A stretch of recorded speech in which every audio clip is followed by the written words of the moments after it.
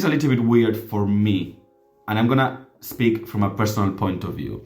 So I'm half Portuguese, half Spanish, and in Portugal, all of the shows and films and everything TV related that is originally British or American, it's normally always in English, subtitled in Portuguese. So like, as a kid, I already heard English from like a very young age. And then from the age of like 8 or 9, I can't remember really, but definitely 9, can't remember if it was before, I started playing online video games with my brother, and they were in English. So most of my English actually comes from playing video games. This is why, you know, I do videos with the Pokemon game that I'm playing at the moment, with Pokemon Violet, because like, I do believe that if you enjoy video games, if you enjoy playing video games, you should totally play a game in Spanish if you're learning Spanish, because it's honestly, to me, was like my biggest influence or teacher in English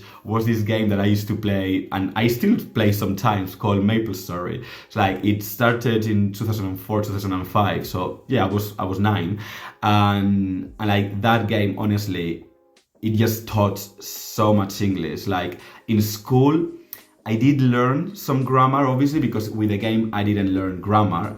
So I knew the structures and I knew, you know, vocabulary and all of that.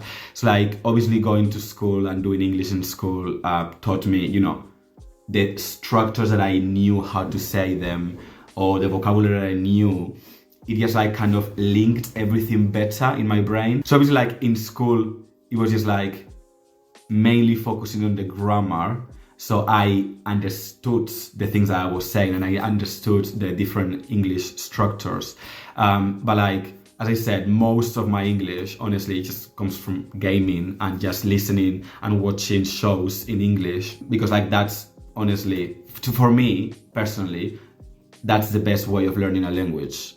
Like just watching, listening, and trying to speak as much as you can in the language that you're learning, basically. And then I also have been in England since 2015. June 2015, I moved to England. So obviously now in here, I've learned loads of different vocabulary that school never teaches you, and pronunciation wise as well. I mean, I do live in a part of England that they have quite a different accent. So I do have some hints of that accent sometimes when I speak, but I love it. I love this accent. So, you know, like I just have a weird accent because obviously like Portuguese, Spanish, English. So yeah, that's where my English comes from, basically.